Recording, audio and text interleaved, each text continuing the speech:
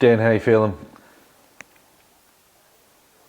Motherfucking motherfucking shark, son of a b****. Yep. How you feeling?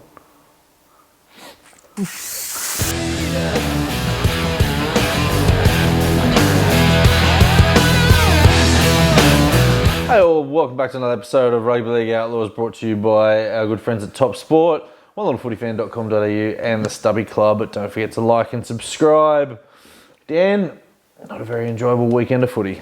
I hate rugby league. He's not speaking to you at the moment. Does not speak to me at the moment. No, look, what I hate it, Terry. What do you do? Every team I support, I hate it. There's always next year. Look, there is the Shark motto through 2016 and from 17 on.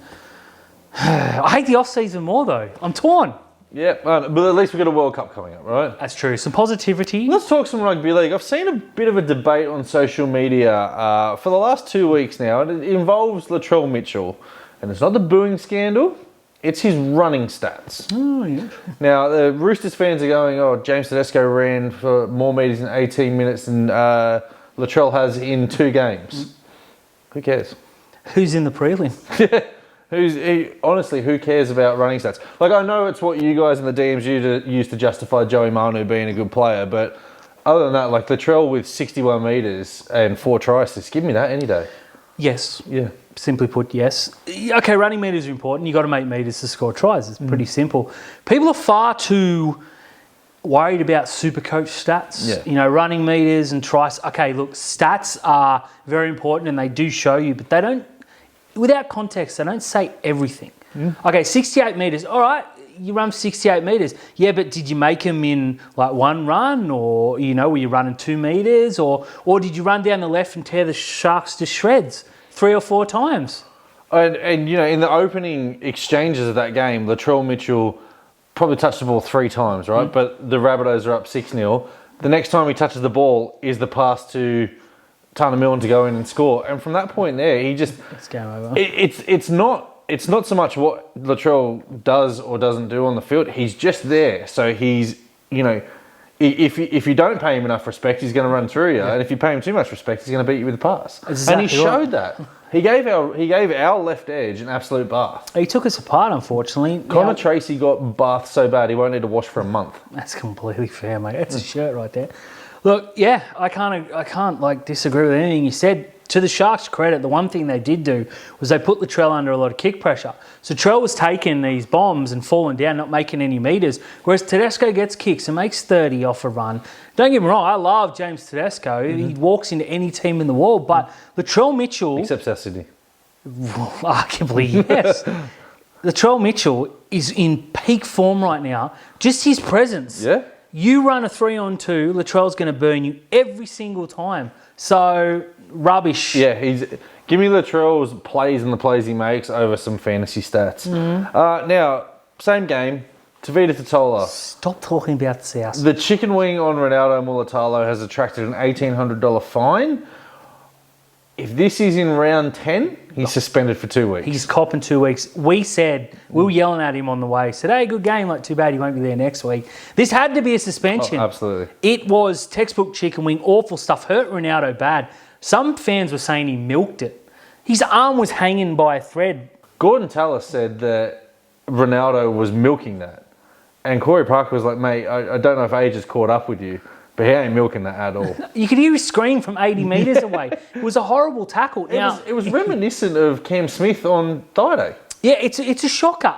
Like you said, if it's not a prelim, he goes. Yeah. Lucky it wasn't a nasty tweet. Now, Parramatta's forwards on the weekend put in probably the best performance of the year to rip through arguably the informed forward pack of the competition. Do they have enough to do it on a hot Friday night in Townsville? Up front, yes. Now, Junior Paulo, you know, not a small bloke, despite what his name may suggest. He may struggle a little bit. Campbell Gillard is a supreme fitness machine, so I'm not worried about him. The back row is completely fine. They'll all play big minutes, despite the weather. It's their back line that worries me a little bit. But in terms of forward, yes, absolutely. Yeah, I think their forwards can go up there and match. But as you said, it's the back line. There's now an injury to Tom Opetich, and I mean, the fact that he's your starting centre, you kind of go, Is it Zach Sini time? well, I mean, I don't know. It can't be Zach. No, it's probably Bryce Cartwright time, and that's even worse. Well, Nia Corey can go out there. Yeah, that's fair. You know, he's a big unit as well. Yeah. But I think Parramatta can definitely go out there and match it in the forwards. As you know, if they lay the platform for Mitchell Moses, then they're going to have a field day up there. They're right in there. The weather does worry me though, because last time they were up there, they got spanked. That was in Darwin, though, wasn't it? It's still up there, mate. Prove me wrong. Get the map. Get the map. It's up in the tropics. Yeah. Ricky Stewart, after the game, has turned around and said if we hadn't had that many injuries all season, would be a top 4 team. Good chat, Ricky. You did. And Dan, finally, to add some more misery to your night tonight, Newtown's quest for the 4th straight premiership came to a disappointing end with a 28 points to 26 loss. So we will see a new premier for the first time since 2019. Let's pour out a beer for our fallen homies at the Jets. Just want to point out, 30 seconds ago, Jets down by 2, 25 to 30 metres out. Braden Trindle tried to kick a field goal. I just hope he has the career that follows Greg Inglis's earlier attempt. Dan, just the World Cup in the off-season. Love rugby league. I love rugby league as well now. Now that you're excited. We'll still be all over your devices and abusing your eyes and your earlobes, but the squads that are coming out at the moment, that Fiji team. Best Fijian side ever named. Yeah, Samoa. Best Samoan team ever named. Absolutely outstanding. And then the Tongan team have named 38 players in their squad. I would argue best team they've ever named too. It's a couple of superstars better than last time. The only thing that these teams are missing are halfbacks. Yes, Jerome Luai aside, it's very hard to name a player that would make a Tier 1 Nations halves combination. I'm looking forward. The Kiwi side is just... Whoa. There was talk today that Jerome Hughes was about to flip in the last couple of weeks and go from the Kiwis to Samoa. But because Tino declared for Australia, Jerome Hughes has decided that he was going to go back and play for the Kiwis. That would have been outstanding. Or that could have been the difference. I still think Australia and New Zealand are a fair way ahead purely because of the halves. I know the England halves are very good too, but the rest of their side are not so much. That Kiwi side they're about to name, holy moly. Well, the Kiwis announced their squad, and you didn't quite understand that Braden Hamlin-Uele had made the squad. No, I didn't. But yeah, look, I think the top two are obviously Australia and New Zealand. Despite everyone saying that Samoa's going to beat England, England will absolutely account for them because of the lack of halves. But yeah, I mean, it's Australia and New Zealand against the rest. I'm going to go on record, Terry, right now and say this will be the best World Cup of all time. Yeah, look, 1995 was absolutely outstanding. The World Cup final was brilliant. If you can go and find it, because it was at Andrew John's masterclass that won Australia the game. Jason Robinson from Wigan as well. He scored an absolutely sensational try in that game as well. But yeah, this is going to be a fantastic World Cup. The quality of rugby league players that are going over there. Super League. There's players being dragged out of Q Cup for the second tier nations as well. Good to see. And New South Wales Cup as well. The atmosphere is going to be incredible. And I mean, even the Scottish team, they're all made up of teams that are fighting for promotion to get into the Super League. So this is going to be absolutely outstanding. Just the time difference. What couldn't have been in Sydney? Yeah, that's pretty much what I said.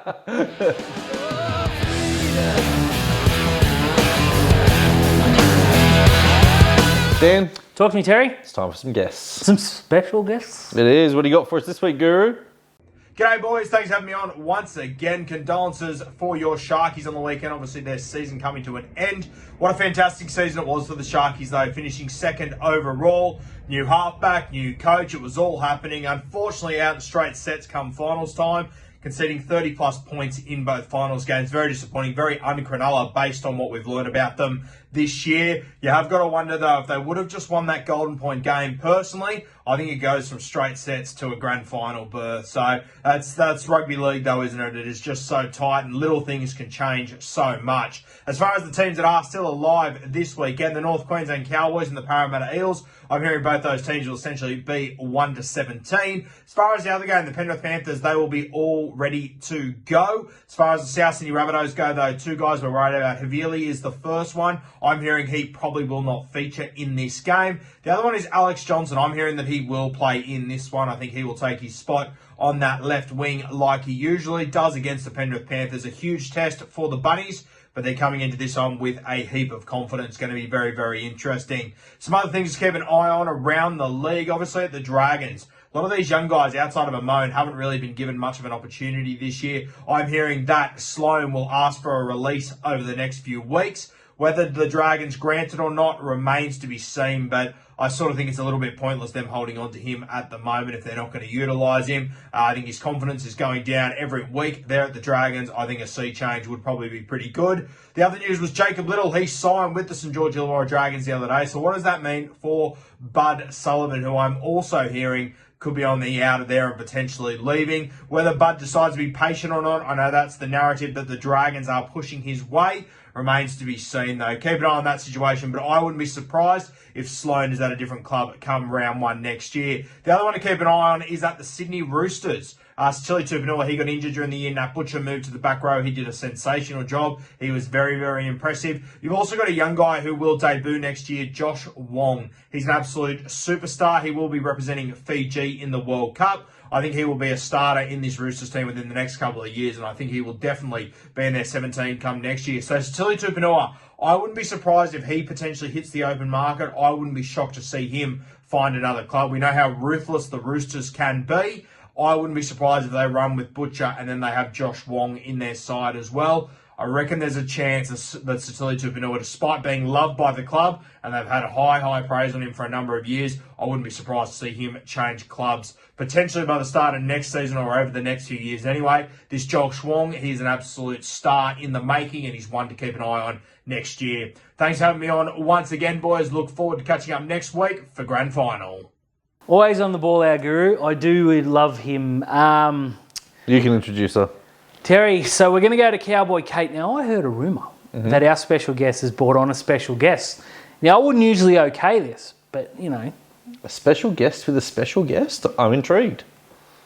Hey, Dan and Terry. Happy Prelim Finals week. Well, not for you two, but for the other teams who get to play this weekend. Just kidding, just kidding. Your Sharkies had a mighty season and you should be proud. I think they just didn't have enough in the tank against the Bunnies on the weekend, and the game against the Cowboys obviously cost them a lot of fuel. But there's plenty for fans to look forward to next season, and I expect the Sharks and the Cowboys to have some great battles again in 2023. So this week I thought I'd do a little preview of the Cowboys Eels preliminary grand final game that is of course being played in hot and steamy Townsville on Friday night. Tickets for this match are flying out the door, and a seat at Queensland Country Bank Stadium will be the hottest seat in town. I've heard that the club and the region are absolutely buzzing. Why wouldn't they be? And the Cowboys players can't wait to hit the turf in front of their home fans. To help me with my preview, I've asked my mate and fellow Cowboys tragic, Sam Revel, to help me out this week to get his opinion on how he thinks the game will play out. The last time these two teams met, it was a para home game, but up in the Northern Territory, which of course suited the Cowboys to a T. It was hot, sweaty, and generally unpleasant, and the Eels struggled to adapt to the climate. The Cowboys won that game easily, 35-4. I don't expect it to be that easy this week, but as the temp starts to climb in Townsville, it is probably going to be similar conditions for the Eels on Friday night, something that may work in the favour of the home team. Sam, which matchup are you most looking forward to? Howdy everyone. Thank you, Kate, for asking me to be a part of the Rugby League Outlaws episode this weekend, and hello to you, Dan and Terry, you bloody legends.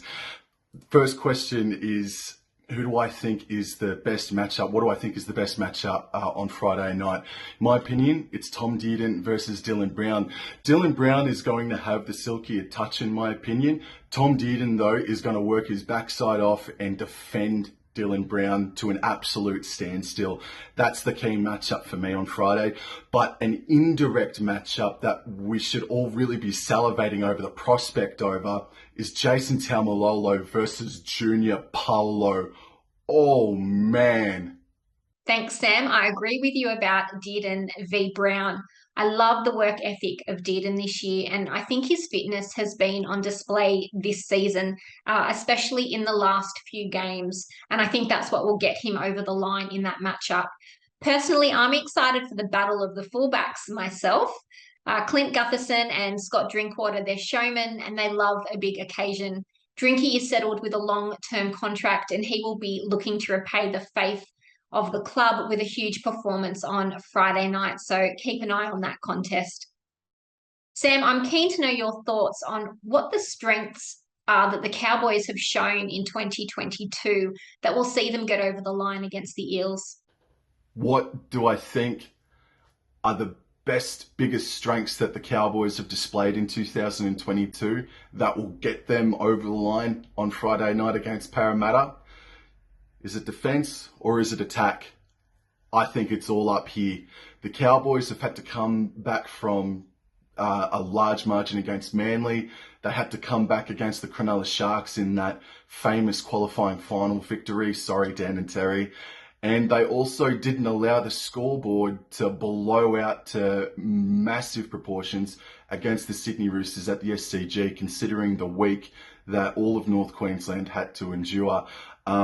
I think it's all up here because if the Cowboys start slowing down Parramatta's ruck speed and their offloads, which is, in my opinion, their biggest strength for the Eels, the Eels are going to start throwing it sideways and they're not going to be running it as directly or as powerfully as what they did this past weekend against the Canberra Raiders. So I think the best strength that the Cowboys have coming into Friday night's preliminary final is their mental toughness.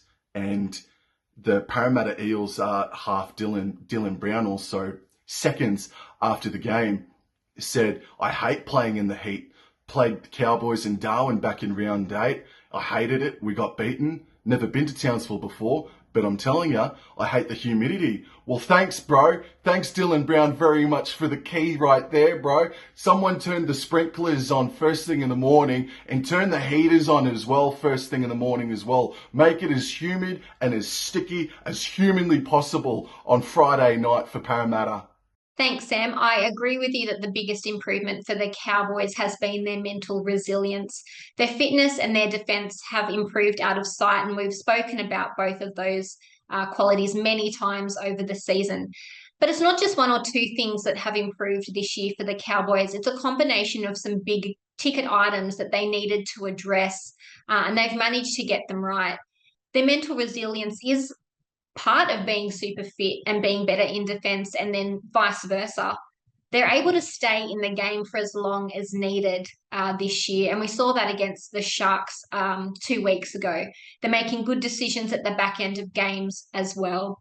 They know when it gets tough and they're down on the scoreboard that they have the mental toughness to get themselves back in the contest. And we haven't seen this sort of resilience from the club since the Thurston days. Okay, Sam, tell me which player for the Cowboys will have the most impact in the game and why. Who do I think is going to have the most impact this weekend? I think it's going to be Valentine Holmes. Now, it's easy to fall back on him because he was the match winner a couple of weeks ago, but he's lining up against Will Penasini, and Will Penasini's partner in crime, Wanga Blake, has been like this for the past couple of weeks. And Valentine Holmes' outside man, Murray Taulagi, played State of Origin this season. I just think Valentine Holmes, man, when the big games come around, especially this year, he has been clutch. He's absolutely been the player to sink the boot in. And I think Valentine Holmes is going to run rings around Will Penasini. And also to that, he's made people like Katoni Staggs less in stature this year, Valentine Holmes. So I think Valentine Holmes is going to be one of the other keys for the Cowboys' victory this weekend. And I think he'll have a barnstorming contest. Sam, I've got to say, Val Holmes, as you mentioned, feels like he would be a safe bet at this stage. He is another big game player. He lives for these sorts of moments. What we'll see is he will go looking for the ball on Friday night and he'll want to be involved. And that is exactly what the Cowboys will need to get them over the line. He has been superb for them this season. I also can't help but think that Lolo will be ready to run through a brick wall, and possibly we will see another huge captain's performance by the Hulk, who will be ready to be unleashed against the Eels on Friday. Okay, Sam, so give me your man of the match and scoreline for this prelim game. And for the love of God, please make it a scoreline that doesn't give me a heart attack. What's my final score prediction and my man of the match? Well, it's not going to be 32-30, I don't think. I don't think it's going to be 20-18. I think it's going to be 16 points to 12 to the North Queensland Cowboys. The man of the match, aforementioned, Tom Dearden. I think Tom Dearden is going to have a wower of a game, and I think he's going to defend Dylan Brown to a standstill.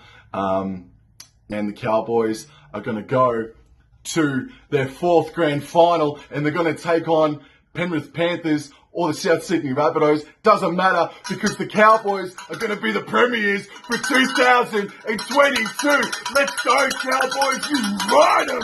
Yeah! Oh, Sam, you are a classic. But also, no. That scoreline is much too close and absolutely no good for my health. I am going with a comfortable 26-12, where Cowboys fans can enjoy the final 10 minutes and be booking plane tickets to Sydney in the final 5. That is my dream. I'm picking man of the match to be Reece Robson, who I absolutely love. His work rate is obscene. He's made the most tackles in a season by anyone who has ever worn a Cowboys jersey, 1,059 tackles in 2022 from 29 games. In comparison, in 2021, Robson made 911 tackles in 24 games. That's an extra game and an extra 148 tackles for him this year. Okay, that's it from me. Thanks to my mate Sam Revel for helping me out this week. He's got some great Cowboys content on YouTube that you should definitely check out. I've got my fingers crossed that next week I'm giving you a Cowboys grand final preview. Go the Cowboys. See you next week. Sammy, our boy. Sammy, Make sure you Sammy. check out his podcast, especially the one with Terry and I on it. It was great, if I do say so myself.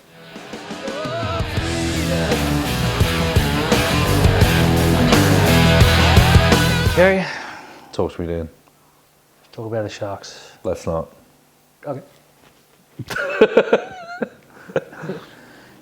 Season came to an end. Disappointing. Wasn't pretty. No. Look, I'll say this. At the beginning of the year, if you had offered me a week 2 exit from the finals, I would have taken it. Can I hit you up with a question? Yeah. Would you rather us have finished 8th and won last week and then gone out this week? I don't think it really matters. I mean, we haven't won a finals game now since, round the week 2, 2018. 2018, yeah. I don't know if it matters. As I said, at the start of the year, if you'd offered me week 2, I take it. If you'd offered me second, it would have beat your hand off. Absolutely. But the fact that we've gone second and gone out in straight sets, it hurts. This season's exceeded my expectations. So Fitz has done a great job there. I think he's got a lot to work with from this year. And it's really hard to say you finish second and you've got so much to work on. Because, are we going to get a favourable draw like that? Well, probably, because the bad teams are bad and you're still going to get to play them. Yeah. Okay? So 8 teams are going to get a soft draw, per se. Yep. It's just how good you are against them, against the other teams, and how badly you beat the dross. the crap teams, yeah. But, second, week 2, I'm proud of the team, but that effort on Saturday night, I don't know if it was because of the Golden Point fiasco or whatever. The Rabbitohs played just as tough a game as us, and they only had 6 days to turn it around. Disappointing. It was a shame because the boys deserve better than to go out like that.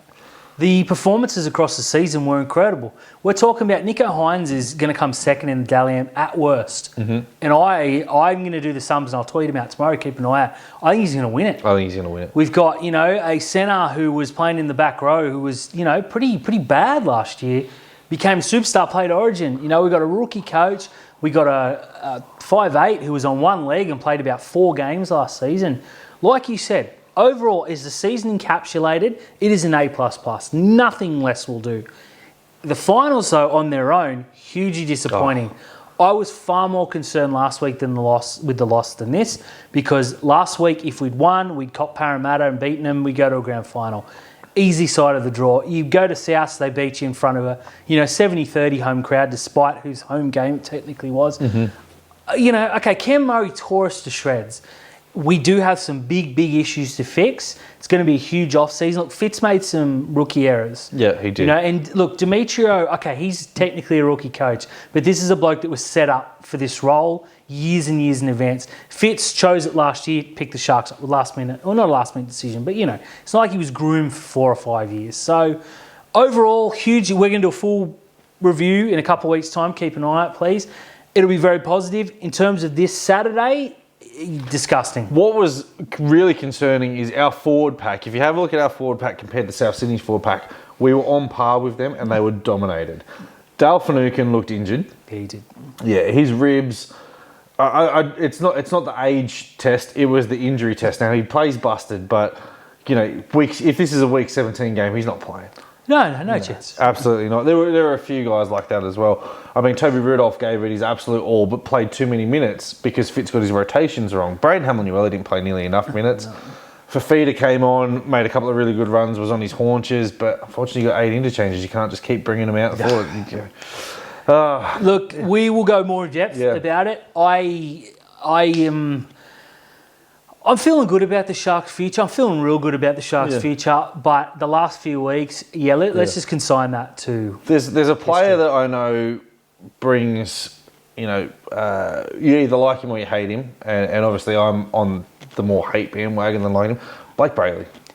He was very ordinary dreadful. Last few weeks. Yeah, absolutely dreadful in that game. I put a tweet out. There was the kind of service that you'd expect from a 1-star restaurant. I don't even think it was that. It was appalling. I don't know what he does right. I had an argument with someone today who said he was in the upper echelon of number 9s. No, he's not. He's on the upper echelon. No. I've been a big defender of his. Yeah. Look, I've had people telling me that he's going to play for New South Wales. The closest that he got to the New South Wales number 9 was missing a tackle on Damien Cook. He ain't ever playing for New South Wales. No, it's more New South Wales Cup the last few weeks, unfortunately. Now, I'm a big fan of Brayley. I don't think he's what we thought he was, though, or what I thought he was. The other player who I'm really struggling at the moment is Will Kennedy. Yeah. His ball playing in the first 8 to 10 rounds was irresistible. He was so good. Since he sat out the suspension and came back, he's been below par, I think it's fair. It was getting to the point where I thought he potentially would have been dropped anyways, got injured, came back for the finals. In hindsight, the wrong decision. His efforts, and I use the term loosely, have not been there the last few weeks. No, and it's a really interesting discussion on sharksforever.com. Go onto the Will Kennedy website, the Will Kennedy thread. Now, I'm on the opinion that he shouldn't have come back because we were playing really well with Lockie Miller at fullback. A lot of people are saying that we need Will Kennedy for his ball playing. We didn't get it. He didn't put his body on the line for any kind of defence. At least Lockie Miller put his body on the line. We didn't need ball playing. We had a 40-6 win, a 16-0 win, and a 38-16 win. Now, I get it was against the crap, but our offence was humming. It was humming. The 16-0 game against the Bulldogs, where we probably should have scored 60 points, didn't come down to anything that Lockie Miller did. It came down to poor errors. 68% completion. No errors from Miller that night. I think he was really underdone. I think Wade Graham, I love you. You're a club legend. You're in the Sharks team of the half century. You're our captain. You got a free pass this year, but you can't get a contract renewal. If you do, you're getting the Aiden Tolman role, or you should be running water out. But he can't be in our best 17 anymore. No, he hasn't been in our legit best 17 for a long time, especially with Teague Wilton playing so good. Now, Teague made a couple of errors when the game was gone the other night, which skewed his stats. He tried to do what he can't do at the moment. He did, which is completely fair. Like, he down by 20 points in a do-or-die final. He didn't try stuff. And to his credit, he did. A couple of hospital passes went to him as well. Look, I'm with you. Wade Graham is one of the best of all time Sharks. Top 5, I would say, in my lifetime. Yep. I didn't see a lot of the Millers and etc., the Bishops, or Rogers for that matter. But, we can't play for the past. We'll play for the future, and Wade Graham's not in it. You have a look at the early season form of Sifa Talakai, and it came down to him and T. Wilton having that combination on the left-hand side. The minute Wade Graham came back, Sifa got cramped. He only scored 1 try afterwards. as I said, Wade Graham's in there for his ball playing and his kicking, and he did none of it this year. He did none of it. Look, that's all negative, but can we talk some positive? No. Fair enough. I'm going to anyways. Ronaldo Mulatalo is now, he's a top 3 winger. Let's put it on the table. If he was eligible for Australia, he plays for Australia. Yeah, absolutely. I have no doubt he'd be the first winger picked for the Kiwis, and good luck to him. I hope he loses the final. He's got this turn of pace from nowhere. Yeah, but when he took that intercept and he burnt through, no one got near him. No. Then when he chased whoever it was that made that break down, it looked like Tars. Yeah. It looked like he had a 30-metre head start. Ronaldo mowed him down and made the tackle. I've seen players, Matt Reek, run and get there and fall over his feet and not make the tackle. Ronaldo hammered him and got up quick enough that he can get sent off or sin bin. So, his pace, his reading of the game, left wing, right wing, jumping in the air. He's absolutely brilliant. Got the bat back for Britton Nakora as well. Ronaldo was my man of the match. Oh, undisputedly. And can I just give the bloke a shout out? Now, I know the boys were hurting post game. Not one player of the leadership group came over to the fans. Ronaldo did. Walked straight across. Took his shirt off, gave it to a kid who had a Ronaldo Canova jersey. Wish I'd thought of that. Mm-hmm. He took his shirt off. He got photos. He was signing stuff. He was devastated. Oh, yeah. And he was smiling for photos. You could tell it was a forced smile. This bloke is the future of the club. Second player to come across, Nico Hines. That right there is what we build around. Ronaldo and Nico, 10-year contracts. I don't want to see either player ever play for another club other than the Sharks. Jesse Ramian came right over to our bay. He was fighting back tears. He must have had some family near there. He was, the guy was on the verge of tears, and everyone's pulling their phones out. Yeah. Can we get a selfie? The smile came out. He wouldn't give his jersey up, gave his shorts to a kid. I mean... So Royce Hunt, Sif Talakai did come over, and Fafita, of course. Nakora was devastated on halfway, crying for a good 5 minutes, so he gets a pass. It's a bit disappointing that, Wade Graham didn't get everyone and do a lap, just to thank the fans, just to give us that sort of, and for us to show emotion. It's not going to make or break the night for me, but Ronaldo just stands out at every opportunity, on and off the field. You mentioned one player there, and Andrew Fafita, another guy, Aiden Tolman as well, both played the final game. Now, Aiden Tolman has retired. Andrew Fafita doesn't know if he's going to get another contract in the NRL or in the Super League, but we thank you both for your services as the Sharks. Andrew Fafita will always be known as the guy who scored the match-winning try for James Maloney to kick the match-winning goal. Fafita goes down as the top 5 Shark ever through all generations.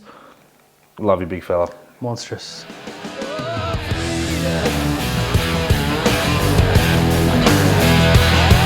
Dan. Talk to me, Terry. It's time for some top sport tips. Coming off a good week where I got 1 from 2. Perfect round.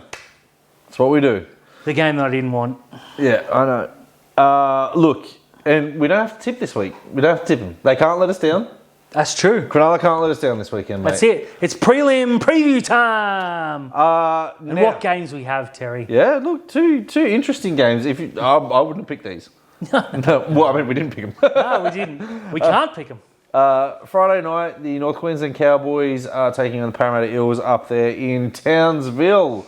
Now, look, last week I said that the Canberra Raiders would be too much for Parramatta, and Parramatta came out and put 40 on them. Am I going to write the Parramatta Eels off again? Yes, I am. You're beauty. I am going to pick the North Queensland Cowboys to win this game, not convincingly. Now, history, a little bit of history for everyone out there. Last time these two met in the final series, 2005. Parramatta Eels were the runaway minor premiers. North Queensland Cowboys got into the grand final, beating them 29 points to 6, I think. Is it 29-0 or 29-6? How did the Cowboys go that next week? Oh, they got flogged. By who? Yeah, the team who shall not be named. But that was a Josh Halley masterclass, that major semi-final. I'm going to pick the Cowboys to win this just purely on location. That's completely fair. Now, this is a big home ground advantage. Undisputably the biggest advantage across the final series. It's going to be 105 degrees up there. Parramatta do not travel well. The Cowboys are very, very good at home. That said, it's going to come down to the battle of the halfbacks for mine. So, Chad's proved me wrong all year. Can he do it again? I don't think so. Yeah, look, I had a look at the teams. The forward packs, they've got incredible forwards. Ruben Cotter, Jason Taumalolo, Jordan McLean up against Ryan Madison, Junior Paulo, Campbell Gillard, Campbell Gillard, Papali. Jeremiah Nanai. Jeez. So this is going to be a huge forward pack. The halves, Tom Dearden is in really good form. Yeah. Chad's in real good form. Brown's in really good. Dylan Brown's in really good form. Chad's in good form. Moses, yeah. Mitch Moses is in good form. Both hookers too. Wow. Yeah, I've got Reece Robson as like the bolter for the dummy half of the year. It's the back line. Sevo aside, I agree. I don't think... Now, the fullbacks almost cancel each other out. Sevo has not played State of Origin. Murray Tuolungi has. Well, okay. Completely technically fair. I'll give you that one. Can't argue with the truth. But the centres is where this game will be won and lost. That Cowboys centre pairing is surprisingly right up there. I don't really rate the Parramatta centres. We saw them struggle a couple of weeks ago under a huge high bomb.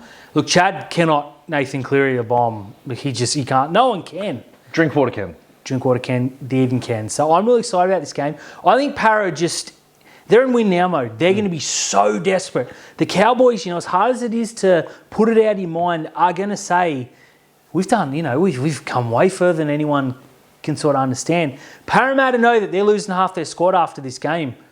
So I just think they're going to be a little bit better on the night and win by maybe a point. This Parramatta team has got 2019 Canberra Raiders vibes in the fact that you don't expect them to get to the grand final, and once they've lost it, their premiership window is shut. Completely fair. It's now or never for the Parramatta Eels. No pressure. It's never. I'm picking the Cowboys. I'm going to stick solid with my Cowboys prediction. Saturday night, the Penrith Panthers are taking on the South Sydney Rabbitohs. Now, is it glory to South Sydney, or are the men from the mountains taking this one home, Dan? Neither, when you put it that way. That's disgraceful, Terry. It is disgraceful. Glory. Wash your mouth out with soap. The Mountain Men for me, the week off, it's too important. This game, though, okay, Cronulla lost, which is a real bummer. In terms of storyline, this is the game. Yeah. They met in the finals last year, and Penrith were like, oh, we're going to flog them. They got beat. Now, they did come back and win the grand final on an intercept pass. And I still maintain if they, I'm Ricky Stewarding the situation here, if that intercept isn't scored, Souths win that game. Yeah. Penrith couldn't break them down. I think Penrith, this is their chance to really ram home how good they are. I think they'll do it. Because again, next year they come back to the pack. They lose Coruscant, they lose Kickow. They're going to lose some depth players in the off-season. Teams have still got salary cap to move. The players that have maybe got only 12 months left on their contract, they may ask for those releases. Their depth is going to get stretched as well. Obviously, O'Sullivan's gone, so they're not going to have that. Yeah, the superstar in waiting. Charlie Staines. Yeah, potentially going to the Tigers, but I think Penrith are going to win this. I think Penrith are going to win it, not convincingly, but it's going to be like a 24-12. I mean, it sounds convincing, but it's not. I just think that the Latrell magic, the Cody Walker magic, the Damien Cook, for all the good they have, Penrith just have those players like the Roger Federer backhand to just keep playing defence all night. They'll take that pressure and then they'll break you down. Nathan Cleary's too good. We saw him miss 5 weeks, come back and be the best player on the planet. Jerome Luai, watch this space for our top sport breakdown. Jerome Luai owes the Panthers a big game, and Dylan Edwards is going to cement his fullback of the year status. Yeah. Penrith for me. Penrith for me too.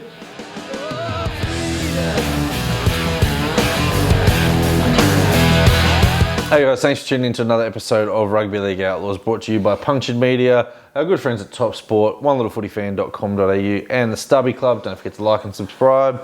Get your merchandise from everyone where you can. Get us in the comments. Dan and I try to respond. If it's not us, it's our production manager.